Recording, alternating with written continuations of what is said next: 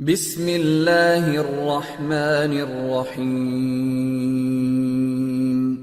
رب زدنی علما۔ معزز سامعین، السلام علیکم ورحمۃ اللہ وبرکاتہ۔ یہ دارالسلام اسٹوڈیو لاہور پاکستان ہے۔ اس بار ہم آپ کی خدمت میں پیش کر رہے ہیں حدیث سیریز۔ اللہ وحدہ لا شریک کا ہم پر احسان عظیم ہے کہ اس نے ہماری ہدایت اور فلاح کے لیے اپنے رسول صلی اللہ علیہ وسلم کو مبعوث فرمایا اور انہیں وحی کے ذریعے سے کتاب عطا فرمائی اور وحی ہی کے ذریعے سے سنت عطا فرمائی۔ کتاب اور سنت دونوں منزل من اللہ ہیں۔ جس طرح کتاب اللہ کا منکر کافر ہے، اسی طرح سنت رسول صلی اللہ علیہ وسلم کا منکر بھی کافر اور دائرہ اسلام سے خارج ہے۔ آج فتنہ انکار حدیث ایک نئے انداز سے حملہ آور ہے۔ مسلمانوں میں سے بہت کم ایسے ہیں جو براہ راست سنت رسول کی تشریعی حیثیت کا انکار کرتے ہیں۔ البتہ ایسے لوگوں کی تعداد بہت زیادہ ہے جو سنت کے وجوب کا اقرار کرنے کے باوجود سنت سے گریز اور فرار کی راہ اختیار کرنے کے لیے احادیث پر مختلف اعتراضات کر کے ذخیرہ احادیث کو مشکوک اور ناقابل اعتماد ٹھہرانے کی مذموم کوششوں میں دن رات مصروف رہتے ہیں۔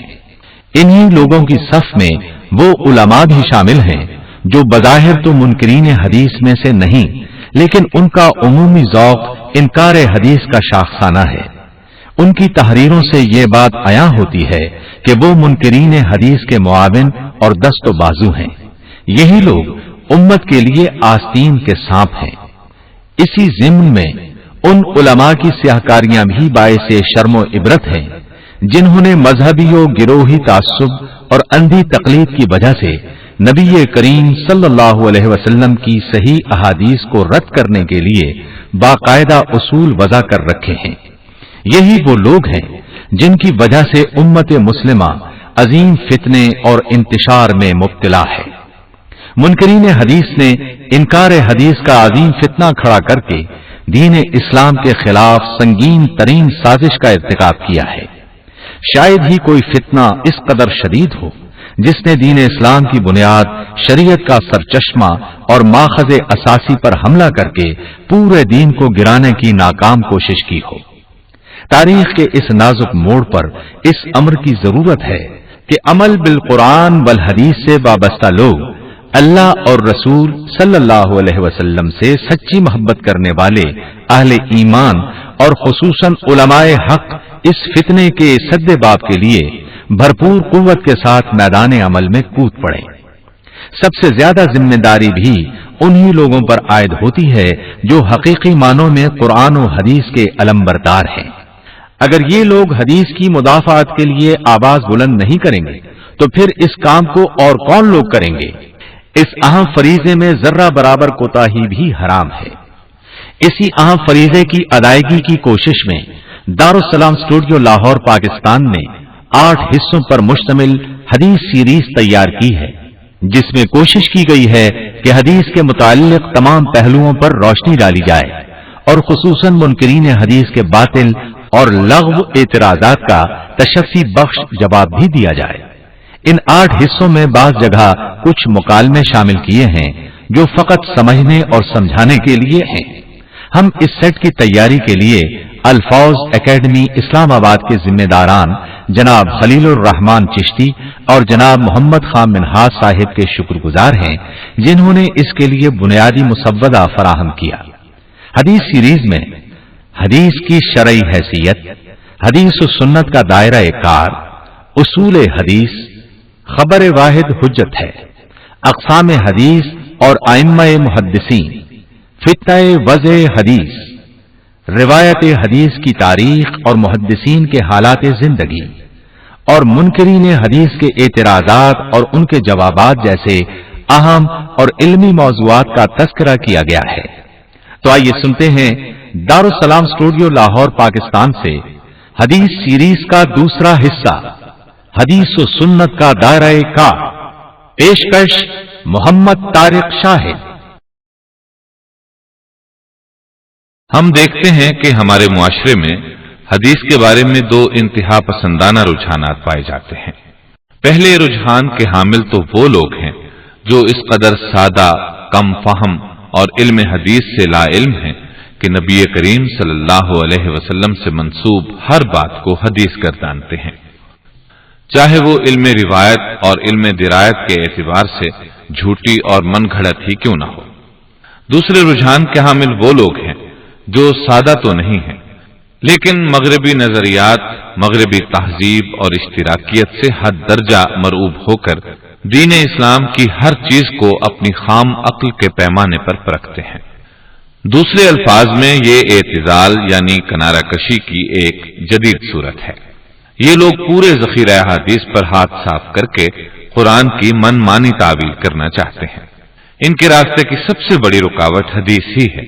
حدیث کا انکار کرنے کے بعد اب ان کے ہاتھ میں صرف لغت رہ جاتی ہے، اس کے ذریعے سے وہ اپنے فاسد مقصد کو پورا کرنا چاہتے ہیں۔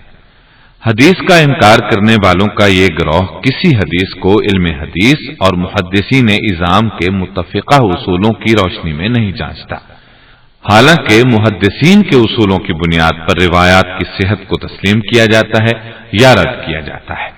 حدیث کا انکار کرنے والے اپنی خام عقل کو بنیاد بنا کر صحیح اور حسن احادیث کو بھی مشکوک قرار دیتے ہیں۔ برے صغیر میں صحیح احادیث کو رد کرنے کا فتنہ 19ویں صدی عیسوی میں اٹھا۔ یہ مغرب کی مادی ترقی اور سائنسی ایجادات کا پیدا کرتا تھا۔ چنانچہ سب سے پہلے اس فتنے نے جنات اور ملائکہ یعنی فرشتوں وغیرہ کا انکار کیا۔ 20ویں صدی عیسوی میں جب اشتراکیت اور سوشلزم کو فروغ ہوا اور ان باطل نظریات پر طاقتور حکومتیں قائم ہوئیں تو اسلام کو اشتراکیت کا لباس پہنانے کا ہلاکت خیز کام شروع ہوا۔ شخصی ملکیت کے حق سے محروم رکھنے کے لیے سودی نظام کا فلسفہ تراشا گیا، لیکن اس کام میں سب سے بڑی رکاوٹ حدیث تھی۔ چنانچہ صحیح بخاری اور صحیح مسلم کے بارے میں شکوک و شبہات پیدا کیے گئے، قرآن کی باطل تعویل کی جانے لگی۔ اس کی ایک مثال مولانا عبد الرحمان دیا کرتے ہیں، وہ آپ انہی کی زبانی سن لیں۔ جی ہاں، اس کی مثال یہ ہے کہ استغفار کا مطلب ان منکرین حدیث کے نزدیک مغفرت طلب کرنا نہیں بلکہ کاشتکاری ہے۔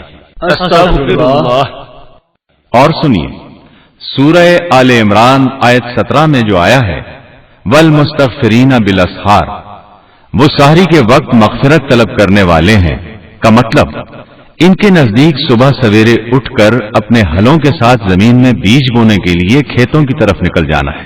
نعوذ باللہ۔ پروفیسر صاحب وہیں سے بات شروع کریں۔ جی اچھا، دین اسلام کا مطالعہ کرنے والوں کو احادیث کے سلسلے میں دو غلطیوں سے بچنا چاہیے۔ وہ دو غلطیاں کیا ہیں؟ یہ آپ ذرا مولانا عبد الرحمان صاحب کی زبانی سن لیں۔ جی ہاں، آپ اس بات سے اتفاق کریں گے کہ یہ دونوں باتیں کس قدر ضروری ہیں۔ اس سلسلے میں پہلی بات تو یہ ہے کہ غلط اور غیر مستند روایات کو کسی بھی مصلحت کے تحت قبول نہ کریں۔ ایسی روایات کو پڑھنے پڑھانے سے فائدہ کم اور نقصان بہت زیادہ ہوتا ہے۔ لوگ فضائل کے بارے میں ضعیف روایات کے استعمال کو جائز سمجھتے ہیں، لیکن واضح رہے صحیح اور حسن احادیث کی ایک کثیر تعداد کے ہوتے ہوئے ضعیف روایات کو قبول کرنے کی کوئی ضرورت نہیں، کوئی مجبوری نہیں۔ ایسا کرنا نبی صلی اللہ علیہ وسلم کی صریح ہدایات کے خلاف ہے۔ اور دوسری بات یہ ہے کہ حدیث کے ذوقی انتخاب کی غلطی نہ کریں۔ اس کا مطلب یہ ہے کہ جس طرح مطالعے اور درس کے لیے قرآن کریم میں سے اپنی پسند کے مطابق انتخاب درست نہیں ہے، اسی طرح احادیث میں سے بھی من چاہا انتخاب درست نہیں، کیونکہ جس طرح پورا قرآن اللہ کا کلام ہے، اسی طرح احادیث کا ذخیرہ بھی اللہ کے رسول کا کلام اور عمل ہے۔ یہ جو نبی کریم صلی اللہ علیہ وسلم کا فرمان ہے کہ میں تم میں دو چیزیں چھوڑے جا رہا ہوں، اللہ کی کتاب اور اپنی سنت، تو اس وصیت میں پورا قرآن اور سارا ذخیرہ احادیث شامل ہے۔ اس بارے میں اللہ تعالیٰ سورۃ البقرہ آیت 85 میں فرماتا ہے، أَفَتُؤْمِنُونَ بِبَعْضِ الْكِتَابِ وَتَكْفُرُونَ بِبَعْضٍ، کیا تم لوگ کتاب کے بعض حصے پر ایمان لاتے ہو اور بعض حصے کا انکار کرتے ہو؟ مطلب یہ کہ جب ایمان لائے ہو تو پورے قرآن کو ماننا ہوگا، اسی طرح تمام ذخیرہ احادیث کو ماننا ہوگا، یہ نہیں کہ اپنی پسند کی احادیث منتخب کر لی جائیں۔ عام طور پر یہ خیال کیا جاتا ہے کہ صرف ذاتی زندگی کے کچھ آداب سنت سے معلوم کیے جا سکتے ہیں، کھانے پینے، پہننے اور اٹھنے وغیرہ کے، یعنی بس ایسے ہی معاملات میں ہمیں سنت سے رہنمائی ملتی ہے، جبکہ یہ بات درست نہیں۔ سنت اور حدیث کا دائرہ کار انسان کی ذاتی زندگی سے لے کر تمام اجتماعی معاملات پر محیط ہے۔ ان میں معاشرت، تجارت، زراعت، عدلیہ، قانون، وصیت، وراثت، حلال و حرام، حدود، تعزیرات، حکومت اور سیاست غرض سبھی کچھ شامل ہے۔ سنت کے سلسلے میں ایک نہایت اہم بات یہ ہے کہ کسی ایک حدیث کی بنیاد پر کوئی رائے اس وقت تک قائم نہیں کی جا سکتی جب تک اس موضوع پر قرآن مجید اور اس موضوع کی دوسری تمام احادیث کو سامنے نہ رکھ لیا جائے۔ جس طرح صرف ایک آیت کا مفہوم بقیہ قرآن سے الگ کر کے برآمد نہیں کیا جا سکتا، اسی طرح یہ حدیث اور سنت بھی دین کے ایک مجموعی نظام کا حصہ ہوتی ہے۔ مثلا اب میں انفرادی سنتوں کے بارے میں بتاتا ہوں۔ یہ سنتیں انسان کی ذاتی زندگی سے تعلق رکھتی ہیں یا ان باتوں سے جنہیں ہم آداب کہتے ہیں۔ نمبر 1، دائیں ہاتھ سے کھانا سنت ہے۔ صحیح مسلم میں رسول اللہ صلی اللہ علیہ وسلم کا ارشاد ہے، کل بیمینے کا، اپنے دائیں ہاتھ سے کھاؤ۔ نمبر 2، سنت سے اعمال کی قبولیت اور عدم قبولیت معلوم ہوتی ہے، جیسا کہ صحیح مسلم ہی کی ایک حدیث ہے، نبی کریم صلی اللہ علیہ وسلم نے فرمایا، لا تقبل صلاة بغير طهور ولا صدقة من غلول۔ طہارت کے بغیر نماز قبول ہوتی ہے، نہ حرام مال سے خیرات۔ نمبر 3، ہر نماز سے پہلے مسواک کرنا سنت ہے، صحیح بخاری کی حدیث ہے، لولا ان اشق على امتی او على الناس لأمرتهم بالسواک مع كل صلاة۔ اگر میں اپنی امت پر یا فرمایا لوگوں پر گرام محسوس نہ کرتا تو ہر نماز کے ساتھ مسواک کرنے کا حکم دے دیتا۔ نمبر 4، پریشانی میں نفل نماز پڑھنا سنت ہے، سنن ابی داود میں ہے، كان النبي صلى الله عليه وسلم اذا حزبه امر صلى۔ نبی کریم صلی اللہ علیہ وسلم کو جب بھی کوئی مصیبت یا تکلیف پیش آتی تو آپ صلی اللہ علیہ وسلم نماز پڑھتے۔ نمبر 5، عیدین کی نماز کے بعد خطبہ دینا سنت ہے، جبکہ نماز جمعہ میں خطبہ پہلے ہوتا ہے، جیسا کہ صحیح بخاری میں ہے، كان رسول الله صلى الله عليه وسلم وابو بكر وعمر يصلون العيدين قبل الخطبة۔ رسول اللہ صلی اللہ علیہ وسلم سیدنا ابو بکر رضی اللہ عنہ اور سیدنا عمر رضی اللہ عنہ عیدین کی نماز خطبہ دینے سے پہلے پڑھا کرتے تھے۔ نمبر 6، عید کے دن مختلف راستے اختیار کرنا سنت ہے، جیسا کہ صحیح بخاری میں ہے، كان النبي صلى الله عليه وسلم اذا كان يوم عيد خالف الطريق۔ عید کے دن رسول صلی اللہ علیہ وسلم عیدگاہ آتے اور جاتے ہوئے مختلف راستے اختیار کرتے تھے۔ نمبر 7، سوموار اور جمعرات کا روزہ رکھنا سنت ہے، جیسا کہ سنن نسائی میں ہے، كان النبي صلى الله عليه وسلم يصوم الاثنين والخميس۔ رسول اللہ صلی اللہ علیہ وسلم پیر اور جمعرات کا روزہ رکھا کرتے تھے۔ نمبر 8، کھانے سے پہلے بسم اللہ کہنا سنت ہے، صحیح مسلم میں نبی کریم صلی اللہ علیہ وسلم کا ارشاد ہے، ان الشیطان یستحل الطعام الا یذکر اسم اللہ علیہ۔ شیطان اس کھانے کو حلال سمجھتا ہے جس پر اللہ کا نام نہ لیا جائے۔ نمبر 9، کھانا ٹیک لگا کر نہیں کھانا چاہیے، صحیح بخاری میں نبی کریم صلی اللہ علیہ وسلم کا فرمان ہے، لا آکل متکئا۔ میں ٹیک لگا کر کھانا نہیں کھاتا۔ نمبر 10، میٹھی اشیاء اور شہد کھانا سنت ہے۔ صحیح بخاری میں ہے، كان رسول الله صلى الله عليه وسلم يحب الحلوى والعسل۔ رسول اللہ صلی اللہ علیہ وسلم کو میٹھی چیز اور شہد محبوب تھا۔ نمبر 11، 3 سانسوں میں پینا سنت ہے۔ صحیح مسلم میں ہے، كان رسول الله صلى الله عليه وسلم يتنفس في الشراب 3۔ پیتے وقت رسول اللہ صلی اللہ علیہ وسلم 3 مرتبہ سانس لیتے تھے۔ نمبر 12، شلوار، تہبند اور پائجامہ وغیرہ ٹخنوں سے اونچا پہننا سنت ہے۔ صحیح بخاری میں نبی کریم صلی اللہ علیہ وسلم کا فرمان ہے، ما اسفل من الكعبين من الازار في النار۔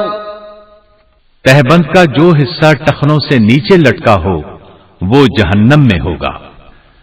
نیز آپ نے فرمایا، من جر ثوبه خيلاء لم ينظر الله إليه يوم القيامة۔ جو شخص بھی تکبر سے اپنا کپڑا گھسیٹتا ہوا چلے گا، قیامت کے دن اللہ تعالیٰ اس کی طرف نہیں دیکھے گا۔ نمبر 13، ہر شناسا اور اجنبی کو سلام کرنا سنت ہے۔ صحیح بخاری میں ہے، أن رجلا سأل النبي صلى الله عليه وسلم أي الإسلام خير؟ فقال تطعم الطعام وتقرأ السلام على من عرفت ومن لم تعرف۔ ایک آدمی نے رسول اللہ صلی اللہ علیہ وسلم سے سوال کیا کہ کون سا اسلام بہتر ہے؟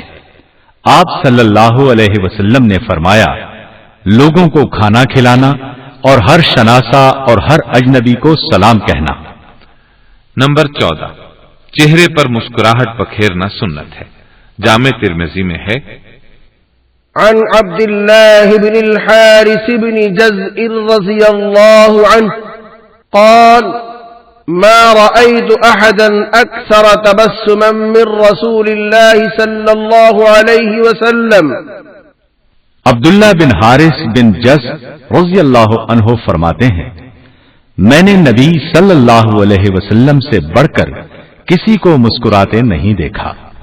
یہ سب انفرادی سنتیں ہیں، لیکن انفرادی سنتوں سے اجتماعی سنتیں افضل ہیں۔ شریعت میں جس طرح قرآن سے کوئی چیز حرام ہو سکتی ہے، سنت سے بھی حرام ہو سکتی ہے۔ حلال اور حرام کا تعلق انسان کی انفرادی زندگی سے بھی ہے اور اجتماعی سے بھی۔ سنت کی روح سے کم نشاور چیز بھی حرام ہے، جیسا کہ سنن ابی داؤد میں نبی کریم صلی اللہ علیہ وسلم نے فرمایا، ما اسکر کثیرہ فقلیلہ حرام۔ جس چیز کی زیادہ مقدار نشے میں مبتلا کرے اس کی تھوڑی سی مقدار بھی حرام ہے۔ اسی طرح مردوں کے لیے ریشم اور سونا سنت کی روح سے حرام ہے۔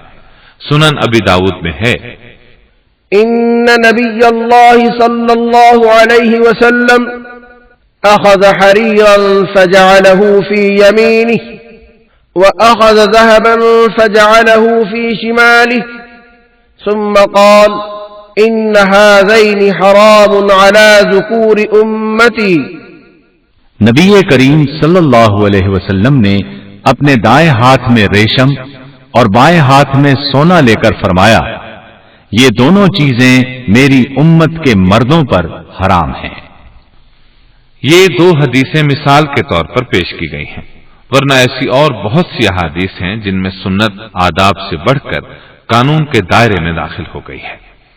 بتانا یہ مقصود ہے کہ حرام اور حلال کے معاملات میں سنت کی کس قدر اہمیت ہے۔ اب ہم اجتماعی سنتیں پیش کرتے ہیں۔ سنت یعنی حدیث کی باقاعدہ قانونی حیثیت ہے۔ عدالتی فیصلوں میں سنت کے مقام کا تعین بے شمار احادیث سے ہوتا ہے۔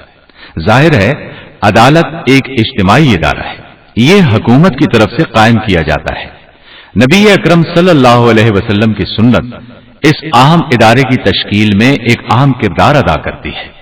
نہ صرف یہ کہ قانون بتاتی ہے بلکہ قانون کے صحیح نفاذ کو یقینی بناتی ہے۔ اس کے ساتھ ساتھ عدالت کے آداب کی بھی وضاحت کرتی ہے۔ اس کی بھی ایک مثال سن لیں۔ سنن ابی داود میں نبی کریم صلی اللہ علیہ وسلم کا فرمان ہے، فَإِذَا جَلَسَ بَيْنَ يَدَيْكَ الْخَصْمَانِ فَلَا تَقْضِيَنَّ حَتَّى تَسْمَعَ مِنَ الْآخَرِ كَمَا سَمِعْتَ مِنَ الْأَوَّلِ فَإِنَّهُ أَحْرَىٰ أَن يَتَبَيَّنَ لَكَ الْقَضَاءُ۔ جب آپ کے سامنے دو فریق اپنا معاملہ لے کر بیٹھیں تو ان کا فیصلہ اس وقت تک نہ کرنا جب تک کہ آپ دوسرے فریق کی بات نہ سن لیں جس طرح آپ نے پہلے فریق کی بات سنی ہے، کیونکہ فیصلے کے نفاذ کے لیے تمام پہلوؤں کا تمہارے سامنے واضح ہونا ضروری ہے۔ اب میں صحیح بخاری کی ایک حدیث پیش کرتا ہوں۔ تقطع يد السارق في ربع دينار، 1/4 دینار کی چوری میں چور کا ہاتھ کاٹا جائے گا۔ اس حدیث سے بھی یہ بات ثابت ہوتی ہے کہ سنت کی قانونی حیثیت بھی ہے، ورنہ قرآن تو صرف یہ کہتا ہے۔ سورہ مائدہ آیت 38 میں ہے، والسارق والسارقة فاقطعوا أيديهما، اور چور خواہ مرد ہو یا عورت دونوں کے ہاتھ کاٹ دو۔ اس آیت سے تو ظاہر ہوتا ہے کہ ہر چوری کرنے والے کا ہاتھ کاٹا جائے گا، چاہے وہ 1 روپے کی چوری کرے، 1 روٹی یا 1 پھل ہی کیوں نہ چرائے۔ دوسرے یہ کہ قرآن کریم کی اس آیت میں ید یعنی ہاتھ کاٹنے کا حکم ہے۔ عربی زبان میں ید کا اطلاق پہنچا، کوہنی اور پورے بازو پر ہو سکتا ہے، لیکن نبی کریم صلی اللہ علیہ وسلم کی سنت صراحت کرتی ہے کہ اس سے مراد پہنچا ہے۔ اسی طرح قانون تعزیرات میں سنت کی اہمیت مسلم ہے۔ صحیح بخاری میں رسول اکرم صلی اللہ علیہ وسلم کا ارشاد ہے، لا يجلد فوق 10 جلدات إلا في حد من حدود الله، کسی شخص کو حدود اللہ کی سزاؤں کے علاوہ کسی اور جرم میں 10 کوڑوں سے زیادہ کی سزا نہیں دی جائے گی۔ حدود اسلام میں ان جرائم پر نافذ کی جاتی ہیں۔ زنا پر حد رجم، جان بوجھ کر قتل کرنے پر قصاص، بہتان ترازی پر حد قذف، چوری پر ہاتھ کاٹنے کی حد، شراب نوشی پر کوڑے، مرتد ہونے پر حد قتل اور اسلامی حکومت کے خلاف بغاوت پر حد قتل یا جلا وطنی۔ اب دیکھیے، اللہ تعالیٰ کی مقرر کردہ سزائیں حدود کہلاتی ہیں۔ اسلامی عدالت کا جج بعض کمتر جرائم پر جو سزا دیتا ہے وہ سزا تعزیر کہلاتی ہے۔ تعزیرات میں 10 کوڑوں سے زیادہ کی سزا نہیں دی جا سکتی۔ حدود کی سزائیں ضروریات خمسہ کے تحت مقرر کی گئی ہیں۔ ضروریات خمسہ سے مراد مقاصد شریعت ہیں۔ شریعت کے تمام احکام کے مقاصد ان 5 ہی میں سے ہوں گے۔ اسلامی سزائیں بھی ان احکام میں شامل ہیں۔ نمبر 1، تحفظ جان۔ اس مقصد کے لیے قتل کی صورت میں قصاص کی سزا رکھی گئی ہے۔ نمبر 2، تحفظ مال۔ اس مقصد کے لیے چوری کی صورت میں ہاتھ کاٹنے کی سزا رکھی گئی ہے۔ نمبر 3، تحفظ عزت و نسب۔ اس مقصد کے لیے زنا اور بہتان ترازی کی صورت میں رجم اور کوڑوں کی سزائیں رکھی گئی ہیں۔ نمبر 4، تحفظ عقل۔ اس مقصد کے لیے شراب نوشی وغیرہ کی صورت میں کوڑوں کی سزا رکھی گئی ہے۔ نمبر 5، تحفظ دین۔ اس مقصد کے لیے مرتد ہونے پر یا بغاوت کی صورت میں قتل کی سزا رکھی گئی ہے۔ اب پروفیسر صاحب سنت یعنی حدیث کی آئینی حیثیت پر روشنی ڈالیں گے۔ جی ہاں، کیوں نہیں، میں عرض کرتا ہوں۔ دستوری اور آئینی اعتبار سے سنت سے ریاست اور شہریوں کی ذمہ داریوں کی تفصیل ملتی ہے۔ صحیح بخاری میں ہے کہ حجۃ الوداع کے موقع پر نبی کریم صلی اللہ علیہ وسلم نے اسلامی ریاست کے بنیادی اصولوں کا اعلان کرتے ہوئے فرمایا، فَإِنَّ دِمَاءَكُمْ وَأَمْوَالَكُمْ وَأَعْرَاضَكُمْ عليكم حرام كحرمة يومكم هذا یقیناً تم پر تمہاری جان، مال اور عزت اسی طرح حرام ہے جس طرح آج کا دن۔ اس حدیث اور آگے آنے والی حدیث سے انسانوں اور صحیح مسلمانوں کے بنیادی حقوق یعنی فنڈامنٹل رائٹس کا تعین ہوتا ہے۔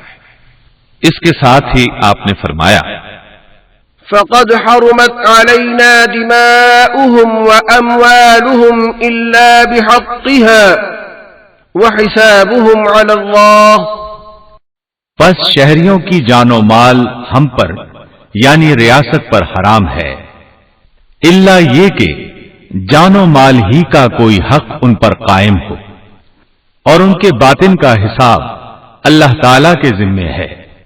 اسی طرح حکومت کی ذمہ داریوں کا تعین بھی سنت کر سکتی ہے، جیسا کہ امام بخاری اور امام مسلم نے زکوٰۃ کے باب میں حدیث نقل کی ہے، جس سے یہ ثابت ہوتا ہے کہ یہ حکومت کی ذمہ داری ہے کہ وہ امیر لوگوں سے زکوٰۃ وصول کرے اور اپنے غریب شہریوں میں تقسیم کرے۔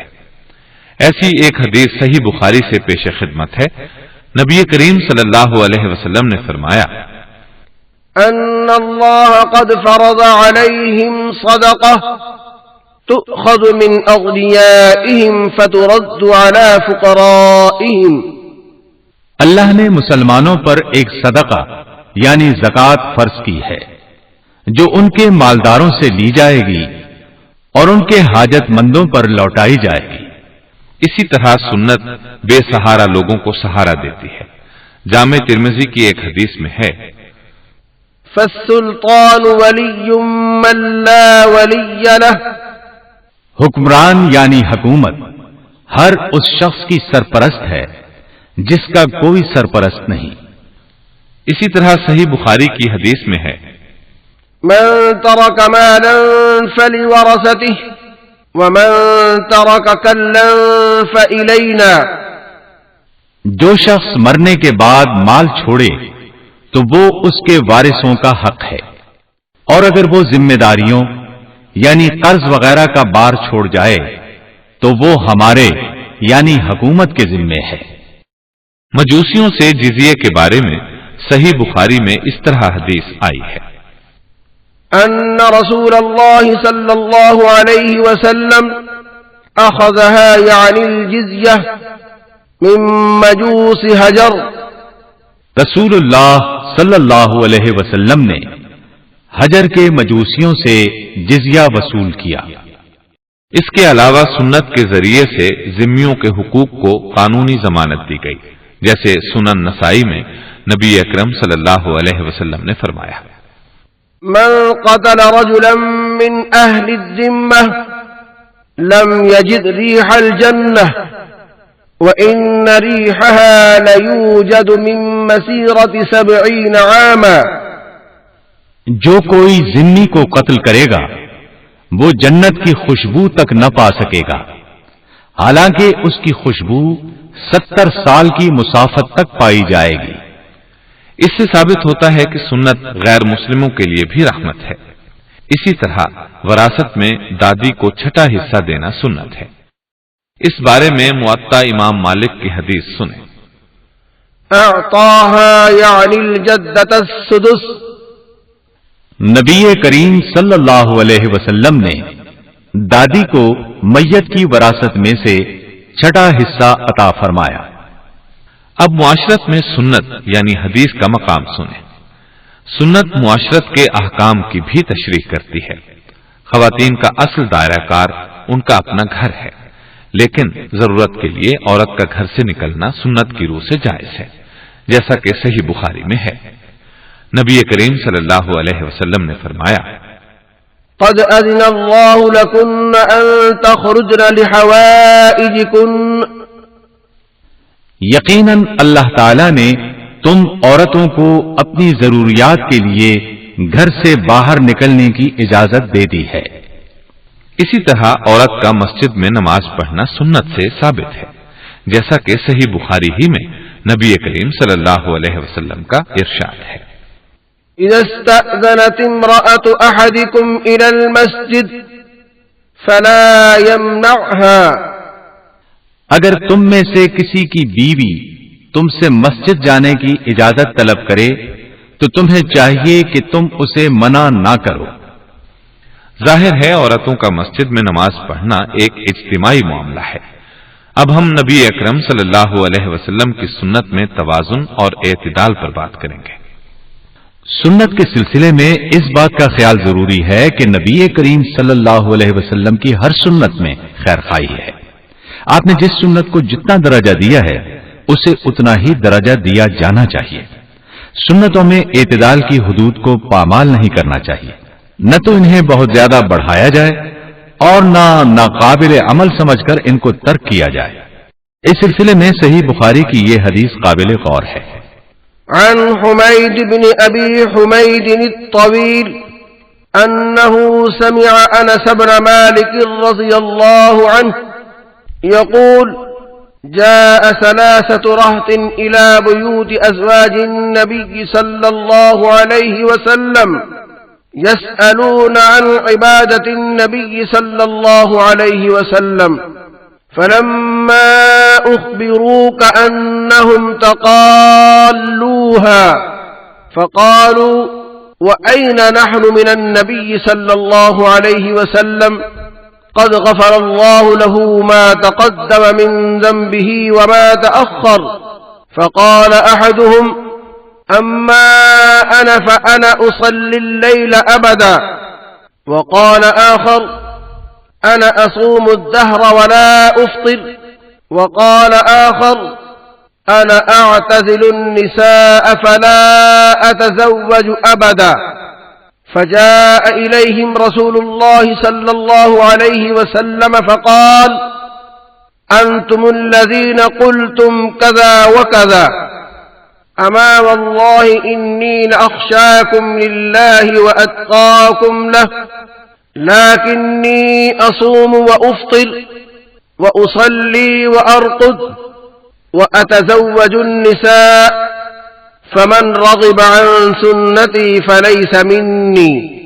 حمید بن ابی حمید الطویل سے روایت ہے، انہوں نے سیدنا انس بن مالک رضی اللہ عنہ کو فرماتے ہوئے سنا کہ 3 صحابی ازواج مطہرات رضی اللہ عنہن کے پاس حاضر ہوئے اور نبی کریم صلی اللہ علیہ وسلم کی عبادت کے بارے میں پوچھا.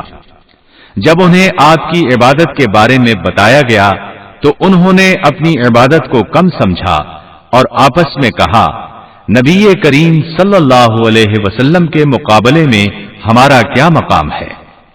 ان کی تو اگلی پچھلی ساری خطائیں معاف کر دی گئی ہیں، لہذا ہمیں تو آپ سے زیادہ عبادت کرنی چاہیے. ان میں سے ایک نے کہا میں ہمیشہ ساری رات نماز پڑھوں گا، آرام نہیں کروں گا.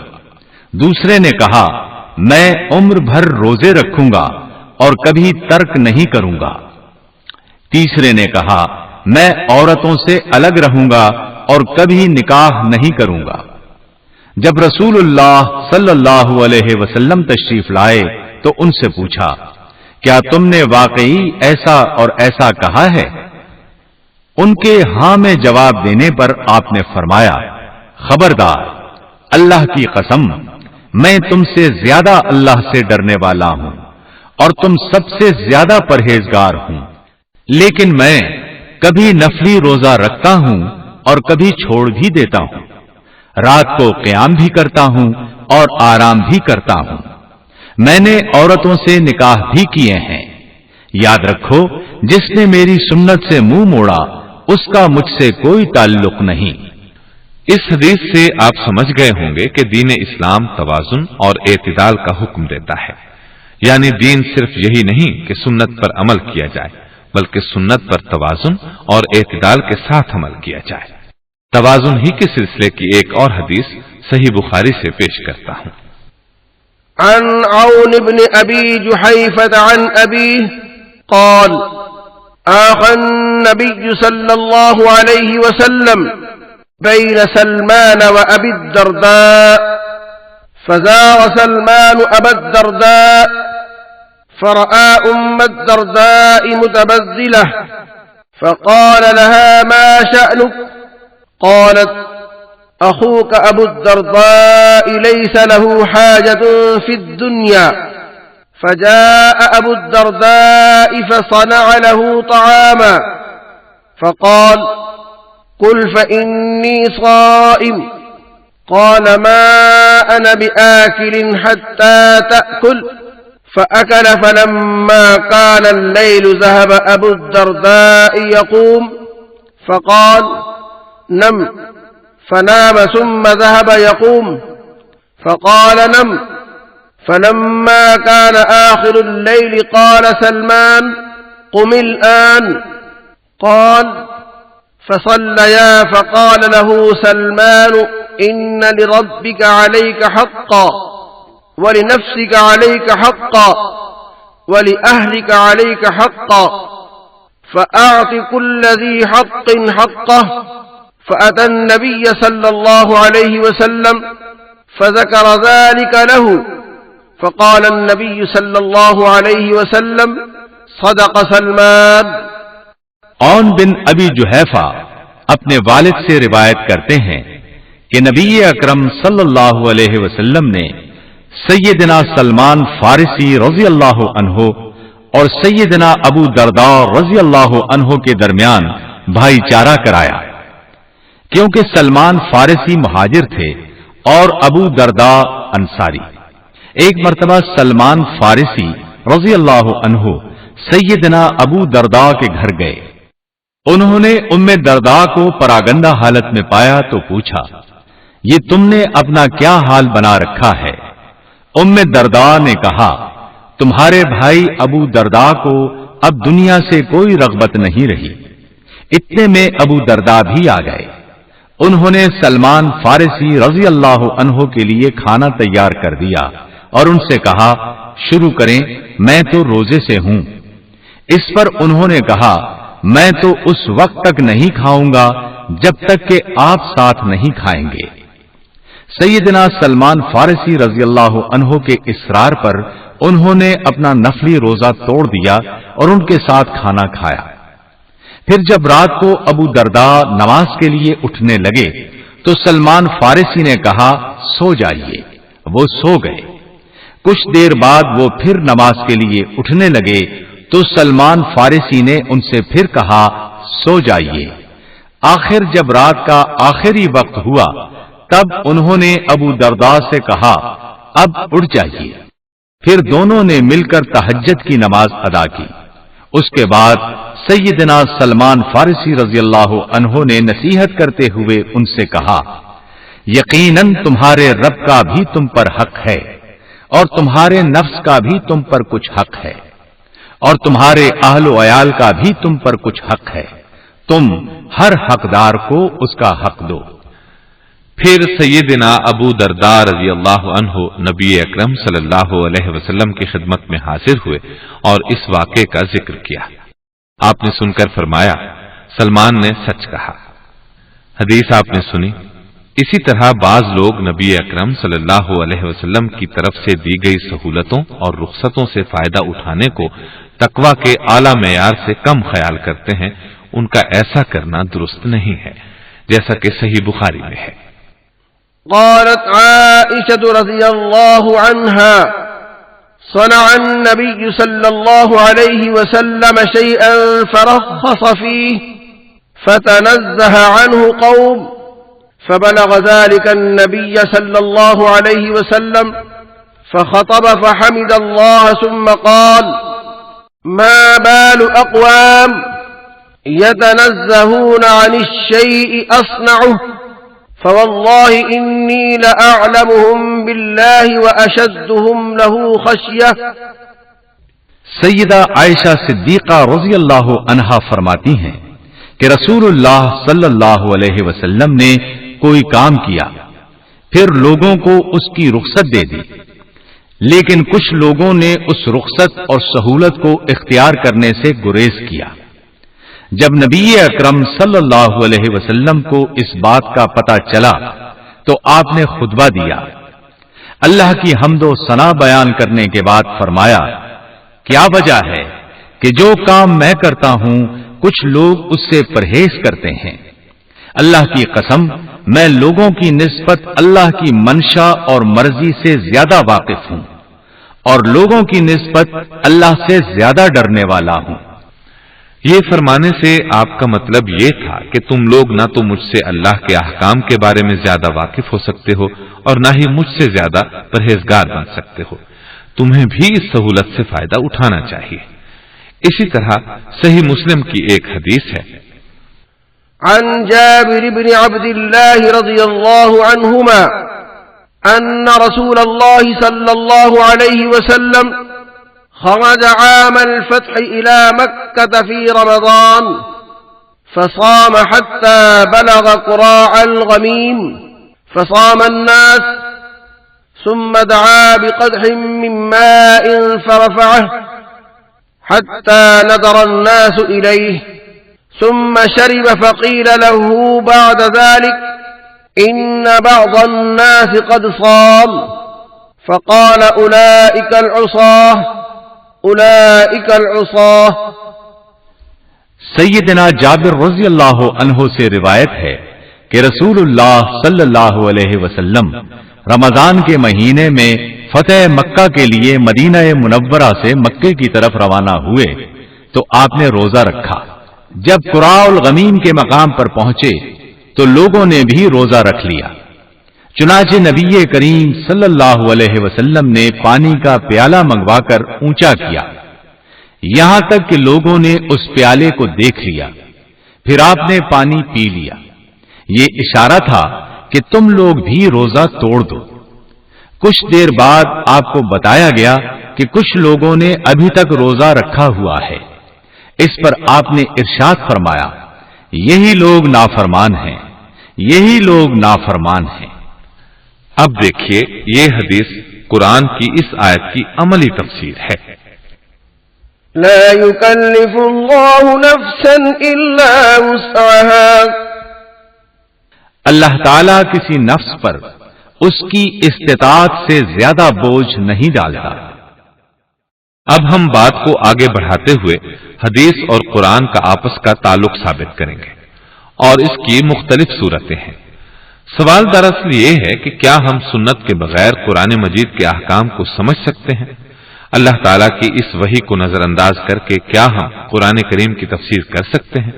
ہرگز نہیں، اس لیے کہ قرآن اور سنت ایک ہی منبع کی دو نہریں ہیں، ان دونوں میں بہت گہرا تعلق ہے، دونوں کو ایک دوسرے سے ہرگز جدا نہیں کیا جا سکتا۔ اس کی بہت ہی سادہ سی مثال قرآن میں نماز کا حکم ہے، لیکن اس کی رکعتوں کی تعداد اور نماز کا طریقہ ہمیں صرف سنت ہی سے معلوم ہوا ہے۔ اسی طرح قرآن میں زکوٰۃ ادا کرنے کا حکم ہے، لیکن زکوٰۃ کی شرح کا تعین بھی سنت سے ہوا ہے۔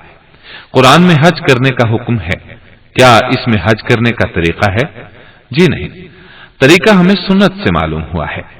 اب میں قرآن اور سنت کے باہمی تعلق کی مختلف نوعیتوں اور صورتوں کے بارے میں 13 نکات آپ کو بتاتا ہوں، ملاحظہ فرمائیں۔ نمبر 1، بعض اوقات سنت یعنی حدیث اور قرآن میں مکمل معنوی مطابقت ہوتی ہے۔ اس کی مثال میں صحیح مسلم کی ایک حدیث پیش خدمت ہے۔ سیدنا عبداللہ بن مسعود رضی اللہ عنہ سے روایت ہے کہ ایک آدمی نے نبی کریم صلی اللہ علیہ وسلم کی خدمت میں حاضر ہو کر پوچھا، أي الذنب أكبر عند الله؟ قال أن تدعو لله ندا وهو خلقك. قال ثم أي؟ قال أن تقتل ولدك مخافة أن يطعم معك. قال ثم أي؟ قال أن تزاني حليلة جارك. فأنزل الله عز وجل تصديقها: والذين لا يدعون مع الله إلها آخر ولا يقتلون النفس التي حرم الله إلا بالحق ولا يزنون ومن يفعل ذلك يلقى أثاما۔ اللہ کے ہاں سب سے بڑا گناہ کون سا ہے؟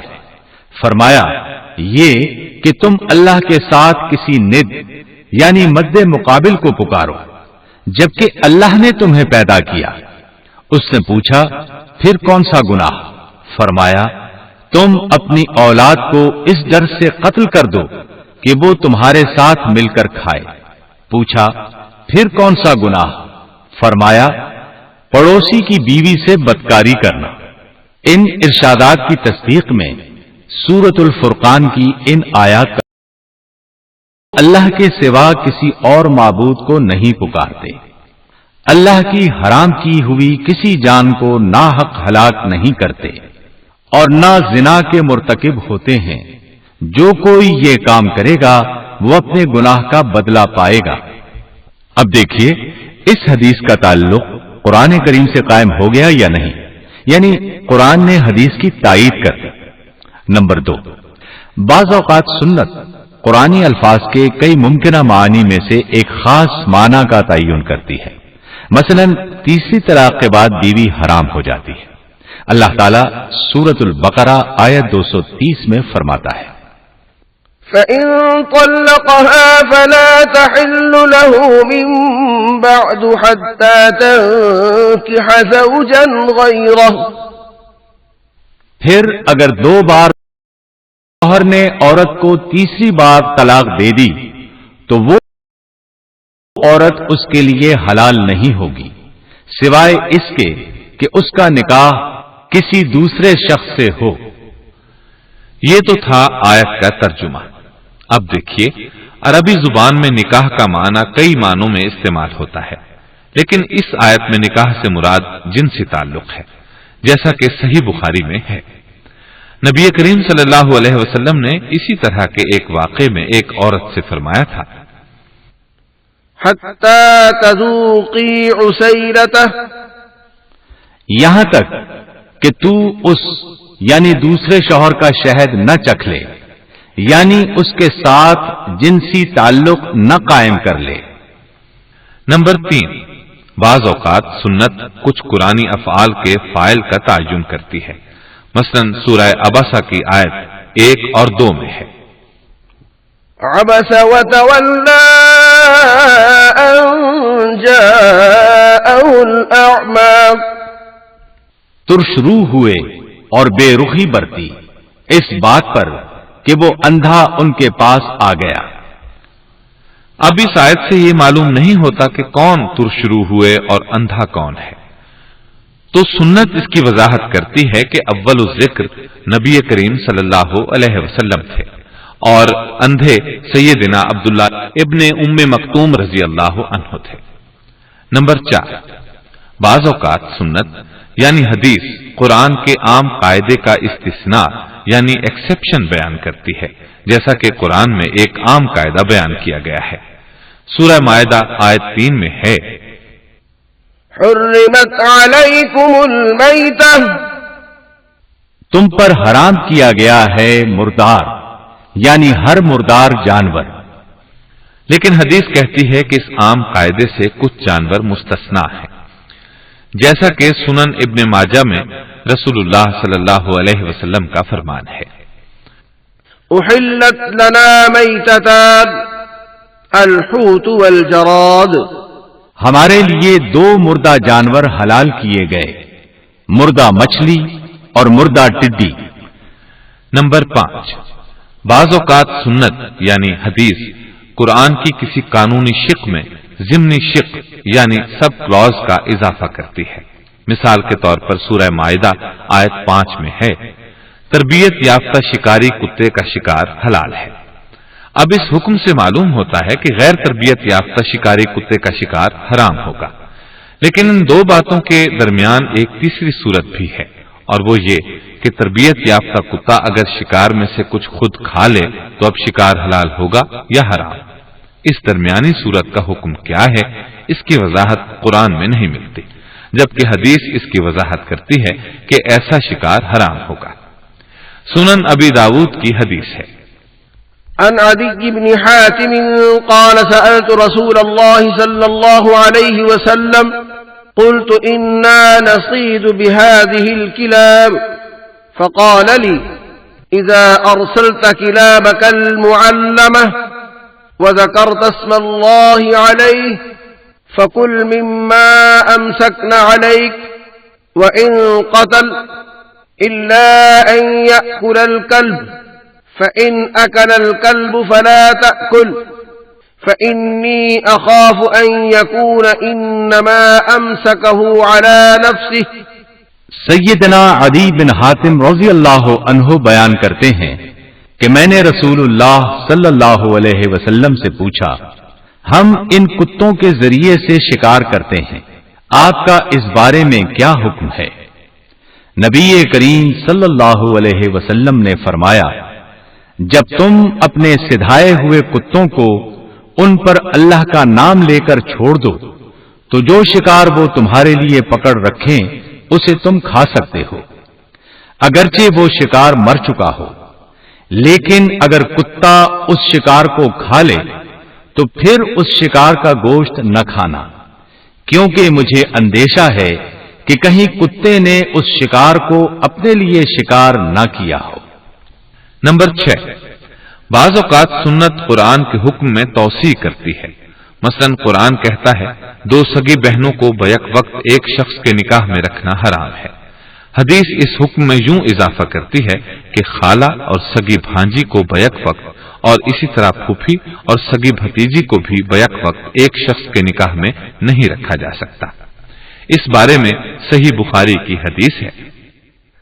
عن ابی ہریرہ رضی اللہ عنہ ان رسول اللہ صلی اللہ علیہ وسلم قال لا يجمع بين المرأة وعمتها ولا بين المرأة وخالتها. سیدنا ابو ہریرہ رضی اللہ عنہ سے روایت ہے کہ رسول اللہ صلی اللہ علیہ وسلم نے فرمایا، کسی عورت کو اس کی پھوپھی کے ساتھ، اسی طرح کسی عورت کو اس کی خالہ کے ساتھ بیک وقت نکاح میں جمع نہیں کیا جا سکتا. اس کی ایک اور مثال سنیں. قرآن مجید میں سورۃ النساء آیت 101 میں ہے، فَلَيْسَ عَلَيْكُمْ جُنَاحٌ أَن تَقْصُرُوا مِنَ الصَّلَاةِ إِنْ خِفْتُمْ أَن يَفْتِنَكُمُ الَّذِينَ كَفَرُوا. کوئی مضائقہ نہیں اگر تم نماز کو قصر کر لو جب تمہیں خوف ہو کہ کافر تمہیں ستائیں گے. اب اس آیت میں خوف کی حالت میں نماز کو قصر کرنے کی اجازت ہے، لیکن حدیث اس میں توسیع کرتے ہوئے سفر میں بھی نماز کو قصر کرنے کی اجازت دیتی ہے. نمبر 7، بعض اوقات سنت کسی قرآنی حکم کی علت یعنی سبب بیان کرتی ہے اور اس کے ساتھ علت کی مقدار بھی مقرر کرتی ہے. مثلا قرآن نے شراب کو حرام قرار دیا ہے. عربی میں شراب کو خمر کہتے ہیں. اب سوال یہ ہے کہ خمر کی تعریف کیا ہے؟ اس کی تشریح حدیث کرتی ہے اور شراب کے حرام ہونے کی علت بیان کرتی ہے. صحیح مسلم کی حدیث ہے، کل مسکر خمر وکل خمر حرام. ہر نشاور چیز خمر ہے اور ہر خمر حرام ہے. معلوم ہوا شراب کے حرام ہونے کا سبب یہ ہے کہ یہ نشہ لاتی ہے. اب یہاں دوسرا سوال پیدا ہوتا ہے کہ اگر یہ نشہ حرام ہے تو اتنی ذرا سی مقدار پینے میں کیا حرج ہے جس سے نشہ نہ ہو؟ سنت اس کا یوں جواب دیتی ہے. سنن ابی داؤد میں حدیث ہے، ما اسکر کثیرہ فقلیلہ حرام. جس چیز کی زیادہ مقدار نشے کا سبب بنے اس کی تھوڑی سی مقدار بھی حرام ہے. نمبر 8، بعض اوقات سنت قرآن کے جائز حکم کو واجب قرار دیتی ہے. آگے آنے والی آیت پر غور کریں. ظاہر میں ایسا لگتا ہے کہ اس آیت میں ہمیں اجازت دے دی گئی ہے کہ ہم دل چاہے تو کریں، دل نہ چاہے تو نہ کریں، یعنی یہ فرض یا واجب نہیں، جبکہ حدیث سے معلوم ہوتا ہے کہ اس پر عمل کرنا واجب ہے.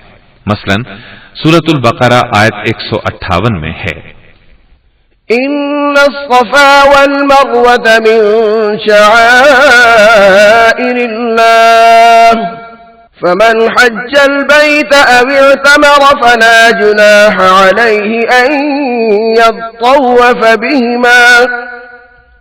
یقیناً صفا اور مروہ اللہ کی نشانیوں میں سے ہیں، لہذا جو شخص بیت اللہ کا حج یا عمرہ کرے اس کے لیے کوئی گناہ کی بات نہیں اگر وہ ان دونوں کے درمیان طواف کر لے۔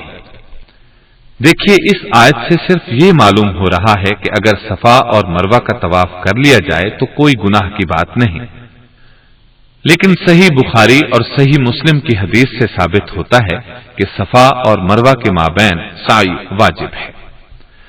اور سنیے نمبر 9، بعض اوقات سنت قرآن کے دو احکامات کے درمیان پائی جانے والی درمیانی صورت کا حکم بیان کرتی ہے۔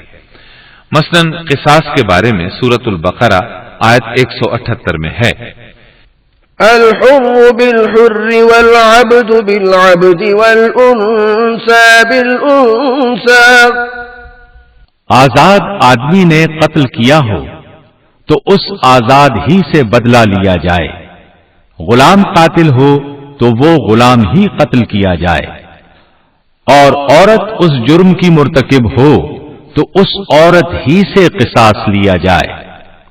اس آیت سے یہ معلوم نہیں ہوتا کہ اگر عورت مرد کو قتل کر دے یا کوئی مرد عورت کو قتل کر دے تو ایسی صورت میں قصاص کی سزا نافذ ہوگی یا نہیں، جبکہ سنت اس درمیانی صورت کی وضاحت کرتی ہے۔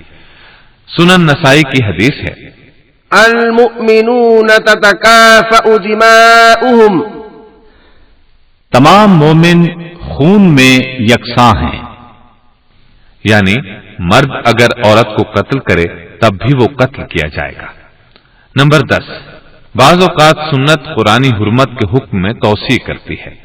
سورۃ النساء آیت 23 میں ہے، وَأُمَّهَاتُكُمُ اللَّاتِي أَرْضَعْنَكُمْ وَأَخَوَاتُكُمْ مِنَ الرَّضَاعَةِ، اور تمہاری وہ مائیں جنہوں نے تم کو دودھ پلایا ہو، اور تمہاری دودھ شریک بہنیں بھی تمہارے لیے حرام ہیں۔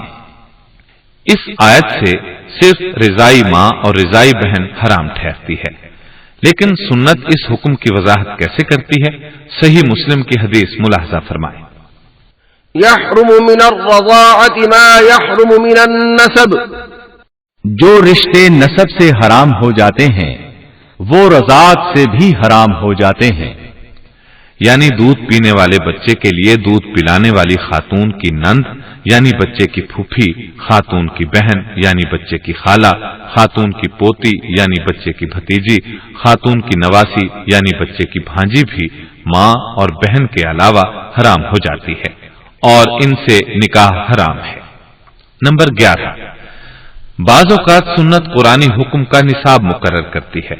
مثلا سورۃ المائدہ آیت 38 میں ہے، والسارق والسارقة فاقطعوا أيديهما، اور چور خواہ عورت ہو یا مرد دونوں کے ہاتھ کاٹ دو۔ یہ جو حکم ہے بظاہر اس حکم سے معمولی چوری پر بھی ہاتھ کاٹا جا سکتا ہے، لیکن یہ بات درست نہیں۔ حدیث نبوی اس چوری کا نصاب مقرر کرتی ہے، چنانچہ صحیح مسلم میں رسول اللہ صلی اللہ علیہ وسلم کا فرمان ہے، لا تقطع يد السارق إلا في ربع دينار فصاعدا، چوتھائی دینار یا اس سے زیادہ کی چوری پر ہاتھ کاٹا جائے گا۔ نمبر 12، سنت قرآنی حکم کی فرض اور مستحب صورتوں کا تعین کرتی ہے، جیسا کہ سورہ مائدہ آیت 6 میں ہے، إذا قمتم إلى الصلاة فاغسلوا وجوهكم، جب تم نماز کے لیے اٹھو تو اپنے چہرے کو دھو لو۔ قرآن کریم کے اس حکم سے بظاہر یہ معلوم ہوتا ہے کہ ہر نماز کے لیے وضو فرض ہے، لیکن حدیث نبوی بتاتی ہے کہ ہر نماز کے لیے وضو فرض نہیں، صرف بے وضو کے لیے فرض ہے، اور باوضو آدمی اگر ہر نماز کے لیے تازہ وضو کرے گا تو اسے بہت ثواب ہوگا۔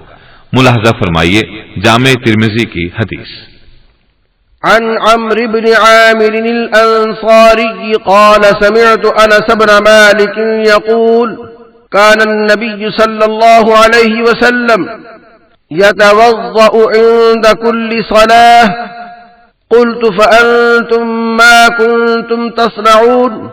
قال كنا نصلي الصلوات كلها بوضوء واحد ما لم نحدث.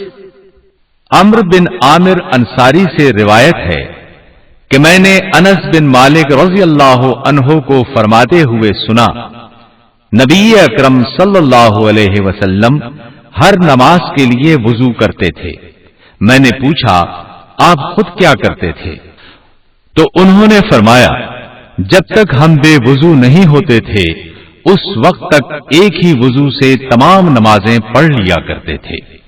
نمبر 13، سنت قرآنی نواقض وضو میں اضافہ کرتی ہے. سورۃ المائدہ آیت 6 کے الفاظ ہیں، او جاء احد منکم من الغائط، یا تم میں سے کوئی شخص رفع حاجت کر کے آئے، یعنی اس پر بھی وضو فرض ہے. اب آیت سے صرف یہ معلوم ہوتا ہے کہ صرف رفع حاجت یعنی پیشاب پخانے سے وضو ٹوٹتا ہے، لیکن حدیث سے ثابت ہے کہ ہوا کے اخراج سے بھی وضو ٹوٹ جاتا ہے. گویا حدیث کی روح سے نواقض وضو ایک اور ہو گیا. اس بارے میں صحیح بخاری سے حدیث پیش کرتا ہوں. نبی اکرم صلی اللہ علیہ وسلم کا فرمان ہے، لا ينصرف حتى يسمع صوتا او يجد ريحا. نمازی جب تک آواز یا بدبو نہ پائے نماز کو توڑ کر نہ پھرے، یعنی وضو کے لیے نہ جائے. اس کے ساتھ ہی میں مولانا عبد الرحمان صاحب سے درخواست کروں گا کہ جو احادیث ظاہر میں قرآن کے خلاف معلوم ہوتی ہیں ان کی تطبیق کے طریقے بتائیں تاکہ یہ بات واضح ہو جائے. ویسے ڈاکٹر صاحب آپ یہ ساری گفتگو سنتے وقت کوئی ناگواری تو محسوس نہیں کر رہے؟ جی بالکل نہیں، بلکہ ہم سب تو یہ بات چیت بہت دلچسپی سے سن رہے ہیں. اس قدر آسان اور عام فہم انداز میں یہ باتیں آج تک کسی نے سمجھانے کی کوشش بھی تو نہیں کی. بس یوں سمجھ لیں ہماری عقلوں سے پردے اٹھ رہے ہیں. اللہ کا شکر ہے. ہاں تو مولانا صاحب شروع کریں. جی اچھا، صحیح بخاری کی ایک حدیث سنیے. ان المیت لیعذب ببکاء اہلہ علیہ، یقیناً اہل خانہ کے رونے پیٹنے سے میت کو عذاب دیا جاتا ہے، لیکن قرآن کہتا ہے الا تزر وازرۃ وزر اخرى، کوئی نفس دوسرے نفس کا بوجھ نہیں اٹھائے گا. یہاں حدیث بظاہر قرآن کے خلاف نظر آ رہی ہے، چنانچہ اس بارے میں امام بخاری نے بہت خوبصورت وضاحت کی ہے. فرماتے ہیں یہ اس صورت میں ہوگا جبکہ مرنے والا نوحہ اور ماتم پر عمل پیرا رہا ہوگا اور اپنے اہل و عیال کی تربیت بھی اس نے انہی خطوط پر کی ہوگی. سیدہ عائشہ رضی اللہ عنہا نے اس حدیث کو راوی کا وہم قرار دیا ہے، لیکن ان کی یہ بات درست نہیں. چنانچہ امام قرطبی سورہ انفال آیت 25 کے ذیل میں فرماتے ہیں واتقوا فتنة لا تصيبن الذين ظلموا منكم خاصة، اور اس فتنے سے ڈرو جو تم میں سے خاص طور پر صرف ان لوگوں کو نہیں گھیرے گا جنہوں نے ظلم کیا، بلکہ سب اس کی زد میں آ سکتے ہیں. اور تم جان لو کہ بے شک اللہ سخت سزا دینے والا ہے. یعنی بعض اوقات ایسے فتنے برپا ہو جاتے ہیں جن کی سزا ظالموں کے علاوہ دیگر لوگوں کو بھی دی جاتی ہے. حافظ ابن قیم رحمہ اللہ فرماتے ہیں کہ صحیح احادیث کا قرآن کے خلاف ہونا ناممکن ہے. یہ بیان تھا قرآن اور حدیث کے آپس کے تعلق کا اور اس کی مختلف صورتوں کا. اب پروفیسر ظفر اقبال صاحب آپ کو قرآن سمجھنے کے مستند ذرائع کے بارے میں بتائیں گے، یعنی ہم کن کن مستند ذریعوں سے قرآن کو سمجھ سکتے ہیں. شکریہ. عرض کرتا ہوں اب تک کی گفتگو سے یہ بات بالکل واضح ہو چکی ہے کہ قرآن اور سنت کو ایک دوسرے سے ہرگز جدا نہیں کیا جا سکتا. سنت کے بغیر قرآن کی تفسیر ناممکن ہے. اگر کوئی ایسی نازیبا کوشش کرے گا تو وہ خود بھی بھٹکے گا اور دوسروں کو بھی گمراہ کرے گا، ساتھ ہی دنیا اور آخرت کی رسوائی حاصل کرے گا.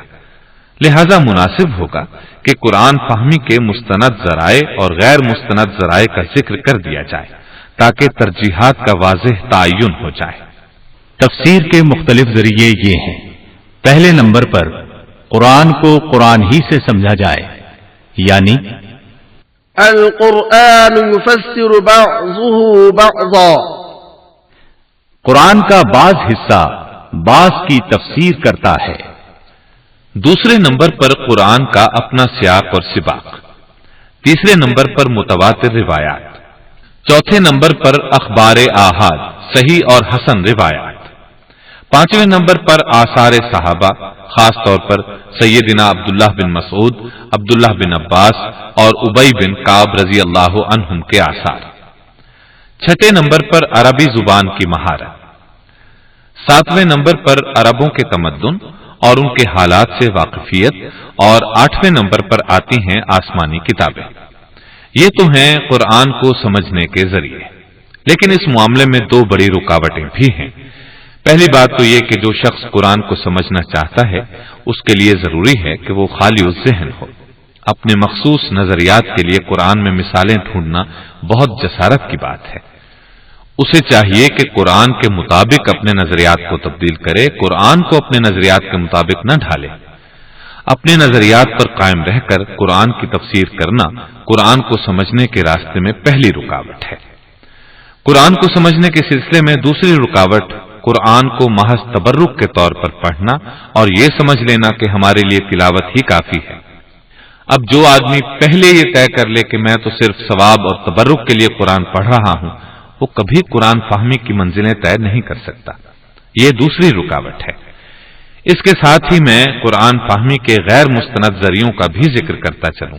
وہ یہ ہے: نمبر 1 ضعیف احادیث، نمبر 2 موضوع یعنی جھوٹی احادیث، نمبر 3 کشف اور خواب، نمبر 4 پچھلی آسمانی کتابوں کی تحریف شدہ آیات، نمبر 5 اسرائیلیات یعنی یہودیوں وغیرہ کی داستانیں۔ محترم سامعین، ابھی آپ دارالسلام اسٹوڈیو لاہور پاکستان سے حدیث سیریز کا دوسرا حصہ حدیث و سنت کا دائرہ کار سن رہے تھے۔ حدیث سیریز جیسی انوکھی پیشکش کی طرح ہم اس قسم کے اہم موضوعات منتخب کر کے کیسٹس اور سیریز کی صورت میں دلکش انداز اور بہترین ریکارڈنگ کے ساتھ آپ تک پہنچا رہے ہیں۔ الحمدللہ ہماری 500 سے زائد کیسٹس اور سیریز اس وقت مارکیٹ میں دستیاب ہیں اور ہم مزید موضوعات کو تلاش کر رہے ہیں۔ اس طرح یہ سلسلہ جاری و ساری رہے گا۔